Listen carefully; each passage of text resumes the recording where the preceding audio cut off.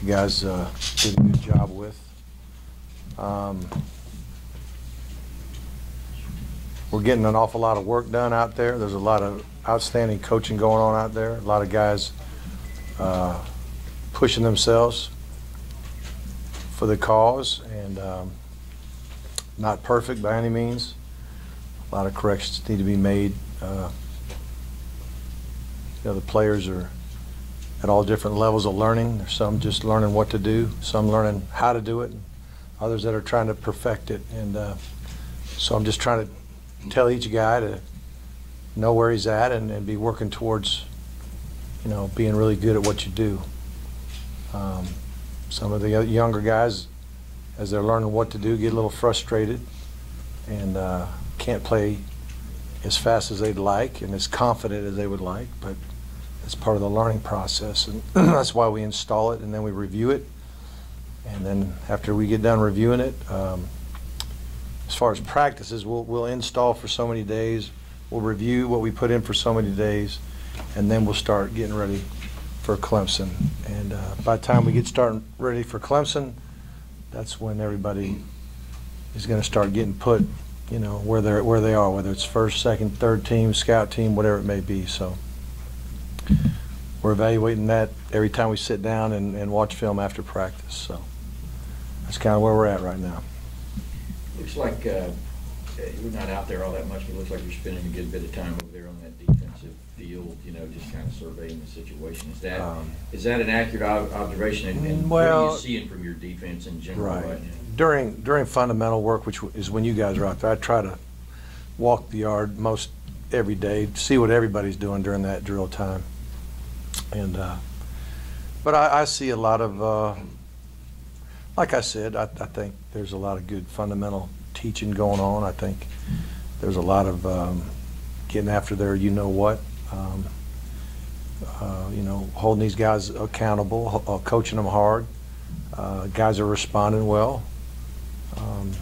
I think we're moving in a real good direction right now. I think guys understand their roles as far as what their assignments are and how it fits into the big picture and how important it is to do their job and not try to ad lib and do something, make some kind of special play on their own when you may give up a gap in doing so.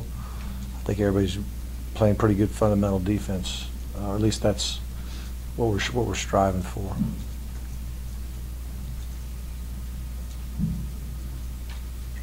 Just a week into it, Coach, has there been any of the newcomers or a redshirt freshman or somebody who's kind of jumped up at you? Well, I'll say this: because we're what we're calling two-spot. We got a drill going on over here with the 1s and 3s, and we got a drill over there with the 2s and 4s. And so where before we might just be working 1s and 2s on one field, and then throw the 3s in there every so often, and some guys never get a rep. Well, now everybody's getting a rep. Everybody's getting an opportunity to get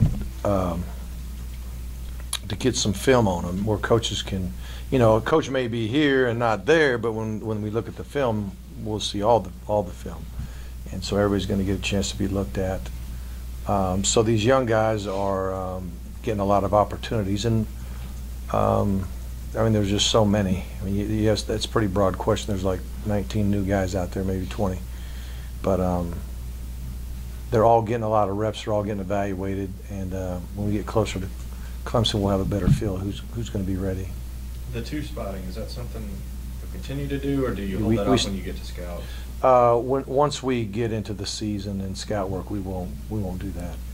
Basically, we'll have an offensive field working against scouts, a defensive field working against scouts, and that'll be it. Coach, during yes. SEC media day, you talked about how Hudson Mason should be ready for his new role because he's been preparing for it. Right. Now that you guys are out there, how do you think he's been embracing that? Oh, he's doing very well. He understands the system very well. There's no babysitting going on.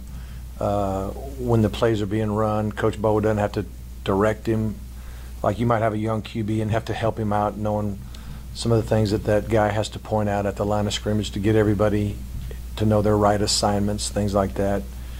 And you know, Hudson knows all that. Hudson understands his reads, his progressions, his protections, you know, the run game, his responsibility in that area.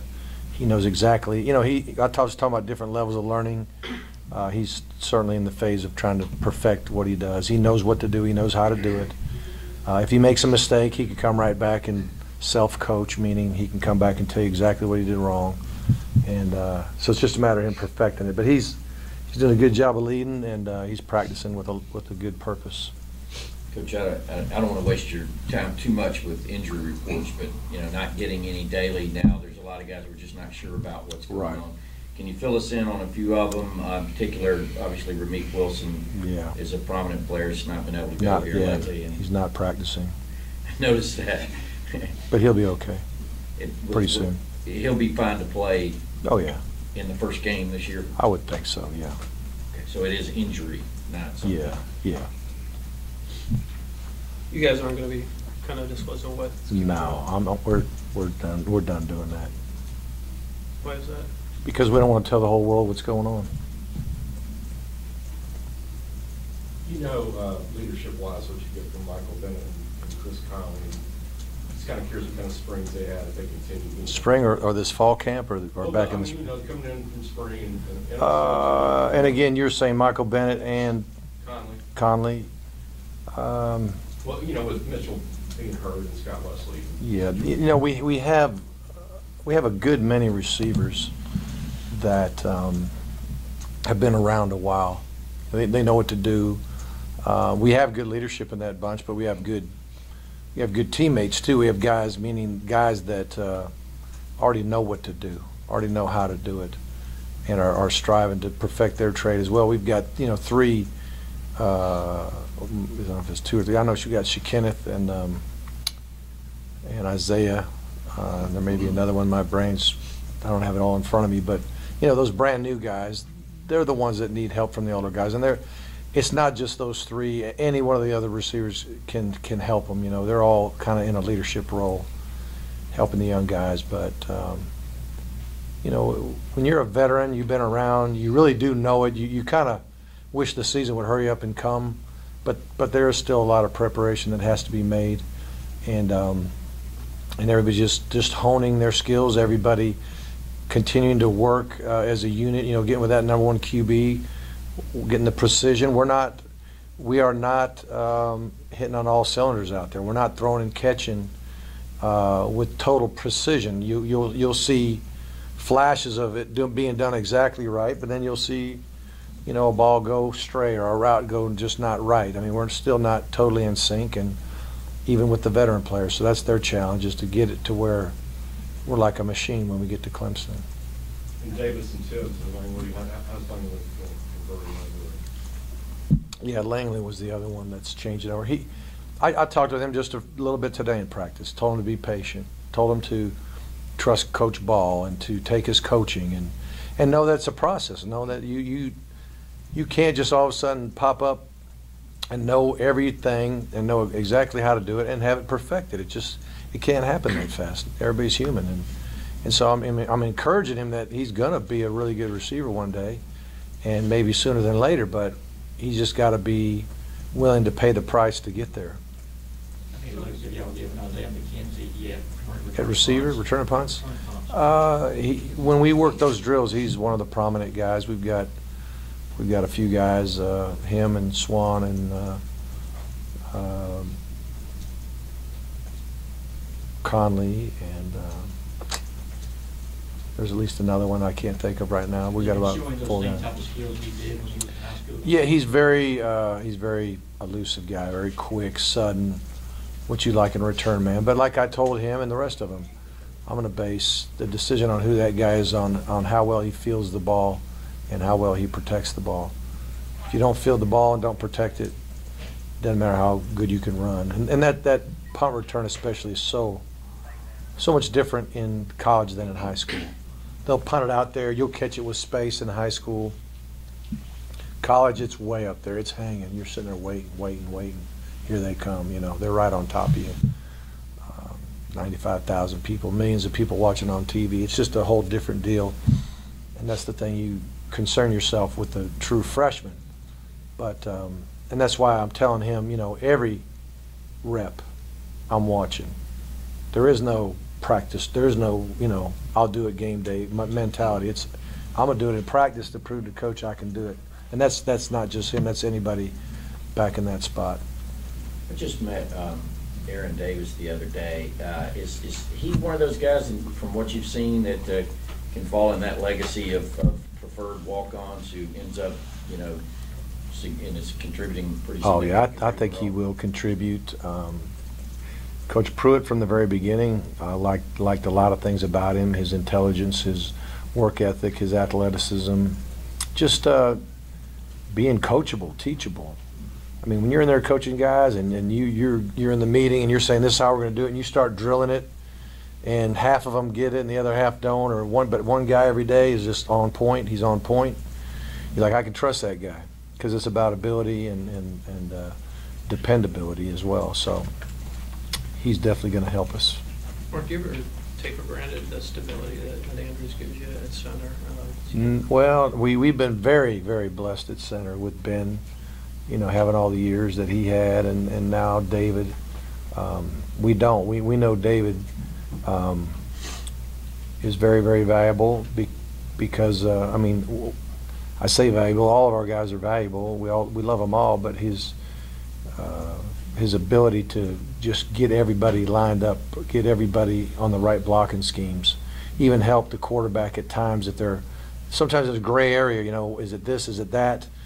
And, you know, between him and Hudson, you know, finding out, declaring who the certain linebacker should be declared as the Mike, and then every other blocking scheme across the line gets changed at the line of scrimmage just within the seconds. And he's there, not only know what he's doing, but he's helping down the line to help everybody. You know, we're in a battle really to find a number 2 center. Now, who's the number 2 center? And Cardiel's getting some reps, and Long's getting reps, and we've had Isaiah get some reps. Welch has gotten some reps. So we've got to find another guy that can function if something will happen to David. Has Isaiah been impressive so far? Isaiah has. Isaiah fundamentally has got a lot of good stuff, and he's smart and conscientious kid. So, you know, he's got a chance right now. But what happens is, as you go through camp, somewhere along the way, those rookies, they hit a wall, you know, and we just got to see if he's mature enough to push through that time of the year, you know, that time of camp. I know it's early, but Malcolm Cantville against Clemson, you know, you have Kylie and Bennett. Anybody else feel pretty good as emerging to get some keep playing time at receiver? Well, I mean, guys that I think know what they're doing. Rump and Tibbs. And Tibbs is coming along. Erdman's coming along, quite frankly. He's a high-energy guy that, you know, he's a guy that in the past we were a little concerned about him knowing what to do all the time, you know. And he's making a lot of progress in that area. I wish I had my depth chart in front of me, because I don't. Reggie Davis, a guy that we think, yeah. And you know, Shekineth and those young guys, I think, will be able to get in there and spell a little bit, you know.